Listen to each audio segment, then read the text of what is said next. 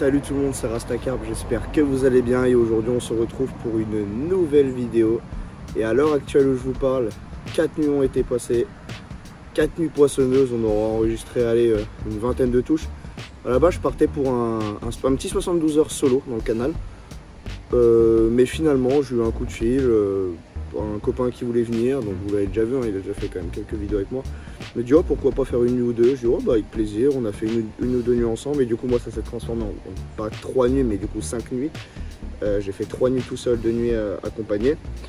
Et les 5 nuits auraient été poissonneuses, hein. Les 5 nuits on aura touché du poisson. Au minimum on en fait 3 par nuit et au max on en touchait 6-7 par nuit.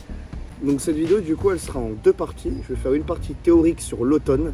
Et vous allez me dire mais pourquoi l'automne? Du coup vous allez le voir. Je vais parler de l'automne parce que c'est quand même une saison spécifique que j'adore, que je peux parler vraiment plus que n'importe quelle saison.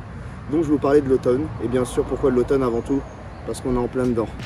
Et la deuxième partie du coup ça sera une deuxième partie poisson, une deuxième partie présentation des èches, pourquoi j'ai pris ces poissons avec cette èche là, le type d'amorce justement en lien du coup avec la saison. Et puis voilà. Maintenant que nous parlons de l'automne, faisons un retour en arrière. Nous allons du coup arriver en été. La période va rester très chaude, on peut tomber sur des températures allant jusqu'à 40 degrés, ce qui est quand même énorme. Donc qui dit grosse température à l'extérieur va dire grosse température de l'eau. On va trouver du coup que l'eau va monter en température au-delà des 20 degrés. Donc ce qui défavorise du coup la dissolution d'oxygène dans l'eau. Plus l'eau est chaude, moins l'oxygène va rentrer. Du coup, on va retrouver du coup des températures fortes. On fait un petit récap, température forte. Le taux d'oxygène qui va diminuer et du coup un poisson qui ne sera pas au top de sa capacité alimentaire. Il va manger, il va bien manger en été, on peut se faire des super pêches en été, j'ai rien à dire avec ça, mais il ne sera pas au top de sa capacité alimentaire. Ou sinon, j'ai déjà réalisé des très belles pêches en été, il vous faut du coup des dépressions de température. Imaginons une journée, même toute la semaine, toute une semaine on est allé quoi, une trentaine de degrés. Et qu'un jour, bam, choc de température, on descend à 20 degrés avec un peu de pluie, quelque chose qu'on n'a pas vu depuis longtemps. Bon là, à part cet été-là qui était très pluvieux, mais je pars dans un autre contexte. Imaginons du coup il fait 20 degrés, assez pluvieux, vous allez étendre les cannes. Le poisson peut se remettre fortement en activité, baisse des températures, la pluie qui va rentrer de l'eau va favoriser du coup le retour d'oxygène dans l'eau. Et là, le poisson il peut avoir la patate et là, vous pouvez faire des superbes sessions. Donc en dehors de ce cas de figure, l'été du coup une période très chaude, elle va se passer. Et à la fin, nous allons rentrer en automne. Comme vous pouvez voir, l'automne, c'est une saison où il commence à faire froid. Tout simplement, la température extérieure va diminuer. On va passer du coup des 30 degrés de l'été, doucement, on va descendre à du 25 degrés, 20 degrés, 15 degrés, 10 degrés pour certains jours. Donc du coup, il va y avoir une influence au niveau de la température de l'eau. Donc du coup, l'oxygène dissout, encore une fois. La température de l'eau, du coup, va commencer à diminuer. Et la carpe va retrouver son optimum de température. Il faut savoir que l'optimum de température de la carpe, on est entre 20, 22, 24 degrés. Si je me souviens bien, si je dis pas de bêtises, n'hésitez pas à me reprendre dans les commentaires si je dis des bêtises. Mais on est aux alentours des 20-22 degrés. Donc l'eau, du coup, en été, dépasse les 20 degrés. Après, tout dépend où vous pêchez. Et du coup, lorsque l'automne va arriver, les températures vont redescendre et les poissons vont se mettre en activité. Mais pas pour une raison, du coup, elles peuvent se mettre en activité pour une raison de température, comme je vous ai expliqué. Mais la principale raison n'est pas ça, c'est pour son alimentation et la préparation à l'hiver. Et là, je vais en revenir tout de suite. Les poissons sentent que la température commence à descendre, donc elles se disent « Oh, faut peut-être commencer à préparer les réserves pour l'hiver ». Car comme n'importe quel animal, enfin pas n'importe lequel, mais certains animaux, ils font des réserves l'hiver et ensuite ils se cachent et ils préparent leur hiver, quoi. Bah, la carpe, c'est un peu le même principe, même si elle va quand même sortir manger en hiver, mais c'est quand même assez rare. Hein. Son alimentation, la carpe l'hiver, elle est peut-être au moins 3-4 fois moins qu'en été, quoi. C'est pas pareil. Donc du coup, la carpe dans sa tête, elle se met, putain, ça baisse en température, faut que je bouffe. Donc très bien, elle va sortir, elle va bouffer, faire des réserves. mais elle va pas bouffer n'importe quel aliment. Elle peut bouffer n'importe quel aliment. Tout dépend où elle se situe. Si c'est une carpe en étang privé où ça amorçait constamment, elle va sélectionner son aliment. Elle va aller sur des choses plus protéinées, plus lipides, plus gras, tout simplement. Pourquoi le gras? Parce que c'est justement qui va favoriser ses réserves. Elle va essayer de moins s'épuiser pour plus grossir et faire plus de réserves pour l'hiver et du coup avoir aucun risque par rapport aux températures extrêmes, dont les -1, -2, -5 degrés, ou des fois geler la surface de l'eau et on va atteindre une température au fond de l'eau jusqu'à 4 degrés. Donc comme je vous ai expliqué, la carpe en cette saison, elle va sélectionner ses aliments. Après, en fonction du milieu, je le répète, si c'est une carpe pas de pisciculture, mais une carpe d'étang privé qui se nourrit uniquement de la même façon, du pelet, de la bouillette, elle va sélectionner ses aliments. Elle va se dire, ah, ça c'est plus protéiné que ça, machin, machin. En canal, dans les milieux sauvages, c'est assez différent. Puisque du coup, elles se nourrissent que de nourriture naturelle, ça peut être assez différent. En cette saison, du coup, n'hésitez pas à appliquer du coup cette stratégie. Quand vous arrivez octobre, donc début octobre, on ne rentre pas tout à fait encore dans l'automne, au niveau température, du moins cette année-là, mais milieu octobre, pardon, et novembre, ça peut être très intéressant et c'est ce qui me permet depuis 4-5 ans de réaliser du coup des cartons en cette saison. Donc là au canal, quand même faire une vingtaine de touches au canal, ça reste quand même très bien. Surtout à faire une grosse moyenne comme ça, c'est pas tous les jours on va le dire. Donc du coup, très simple, comme je vous l'avais expliqué, si vous allez pêcher en étang, en rivière, en canal, en bateau-joueur, où vous voulez, dans des piscines même si vous voulez, il faut que vous ayez et que vous mettez en valeur des aliments protéiques et lipides, et avec des lipides. Très riches en nutriments, nutritifs, pour pouvoir justement faire venir ces poissons très curieux et qui veulent faire leur réserve pour l'hiver. Et si vous mettez en valeur du coup ces produits, on va dire un exemple du pelet.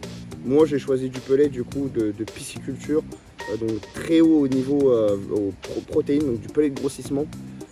Très haut au niveau valeur protéique, lipides un peu moins, parce que du coup on va retrouver plus grosse valeur protéine que des lipides. Et franchement, le résultat est là, il n'y a rien à dire, quoi. Le poisson il arrive, il a besoin de se faire sa réserve, il voit un aliment très gras, très riche, et bah qu'est-ce qu'il fait? Bah, il va le prendre quoi. Et à la file, les autres poissons derrière, elles vont avoir tous la même réaction. Donc n'hésitez pas du coup à utiliser ces aliments là pour cette saison. Ces aliments qui réussissent très bien, des bouillettes, même avec des boosters, ce que vous voulez. Mais vraiment, renseignez-vous auprès de vos détaillants, magasins de pêche, ou même sur internet, ou même les vidéos YouTube, renseignez-vous sur des bouillettes, des appâts, très riches en protéines, très riches en lipides, parce qu'en cette saison, il ne faut pas la négliger pour moi. C'est une très belle saison où les poissons prennent des couleurs aussi, elles prennent des super couleurs. Et ça serait dommage de passer autour. Parce que la plupart des pêcheurs pêchent l'été, et après se disent, ouais, ben non, après ça va être l'hiver, c'est fini. Ah non, il y a l'automne entre temps, et l'automne, ça reste pour moi la meilleure saison de pêche, j'ai rien à dire. C'est la meilleure saison pour les paysages, justement pour les températures on est bien, parce que quand en été il fait trop chaud, après il fait trop froid, là on est bien. Pour le cadre, il n'y a rien à dire, les feuilles, l'automne c'est magnifique, pour faire des photos ça reste encore plus joli. Et pour les poissons grossissent, ils prennent un peu de bide, donc pas autant qu'en hiver pour préparer la fraie derrière, mais elles prennent du bide, elles prennent des couleurs et ça c'est incroyable pour les photos. Et avant tout c'est que vous allez faire de la touche. Et qui dit plus de probabilité de faire de touches dans des milieux assez compliqués, plus de probabilité d'obtenir du coup ce que vous recherchez, donc un poisson, un très beau poisson. Et voilà. J'espère en tout cas que cette petite explication, une petite théorie, pour ceux qui ne connaissent pas, il y a beaucoup qui connaissent ça, hein, j'apprends à personne, mais j'ai reçu quelques commentaires me disant ah, tu pourrais faire une petite vidéo sur l'automne, machin. Et ben voilà, une petite vidéo de 5-6 minutes sur l'automne. J'espère qu'elle vous aura plu et je vous laisse place aux poissons et je vous dis à bientôt, c'était Eddie, ciao.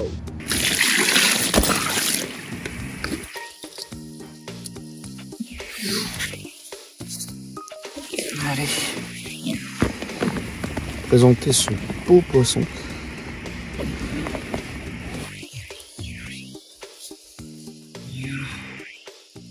Bel miroir du canal, beau poisson du milieu. Enfin, un très beau combat. Super beau poisson. Yes. Et voilà. Session en canal solo, vient de peser. Un bloc 18,77, quasiment 19. Et voilà, je vais vous présenter du coup le bloc. Ce bloc 18,77. oui. On voit quand même un gros poisson très lourde. Ah là, le petit bijou de la nuit là. Le poisson passe à bord des 18 kg, je crois les 19. Magnifique. Et voilà, c'est 4e ou 5e poisson, je sais plus. Ouais, un poisson avec 4-5 kg. Je vais pas faire de photo avec, je vais juste la montrer comme ça. Au petit poisson.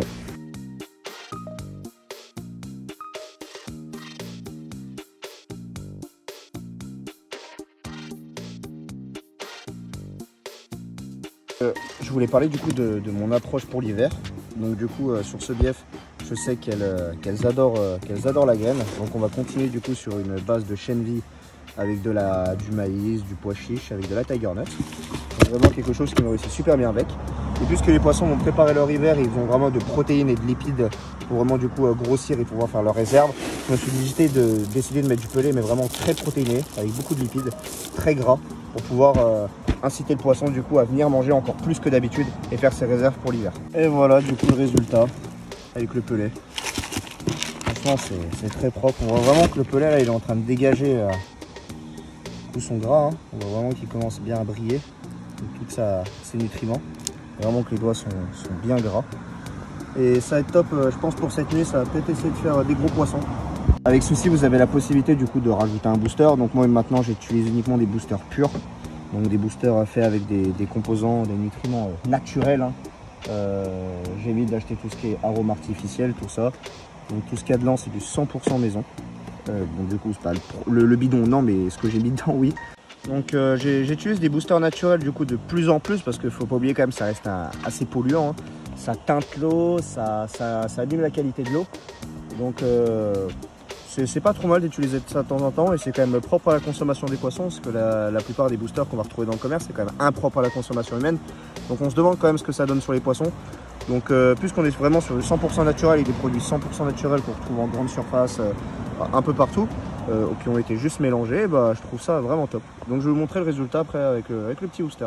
Et là on va se retrouver du coup un mix vraiment top, hein.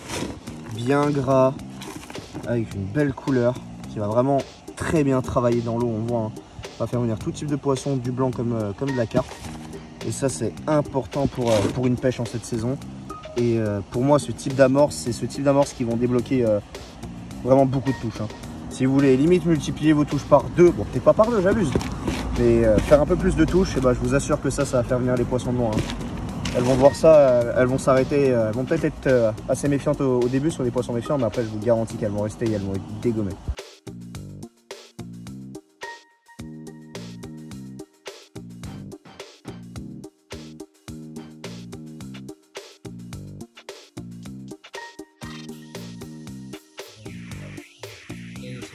Les deux Mike. Et voilà. Des bastos. Des trucs à midi. Trop bouquet. Oh. Tiens.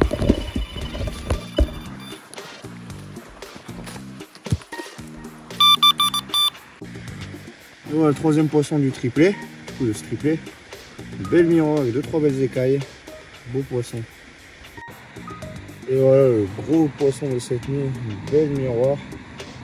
Bien écaillé, tout en longueur avec un peu de bide. Beau poisson.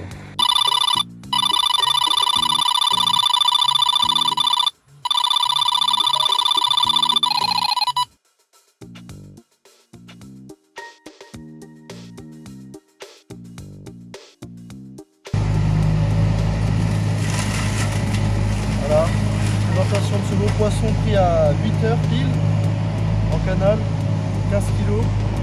Beau combat.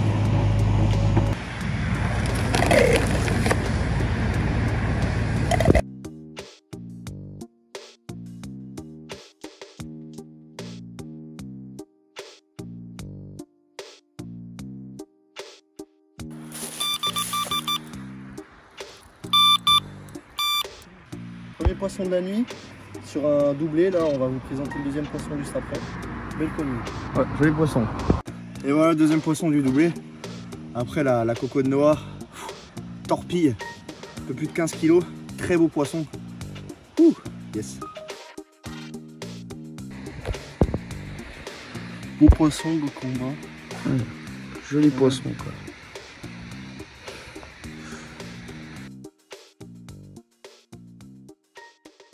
Sur une bordure en cailloux. Très beau poisson. Avec un bon combat. Voilà, yes.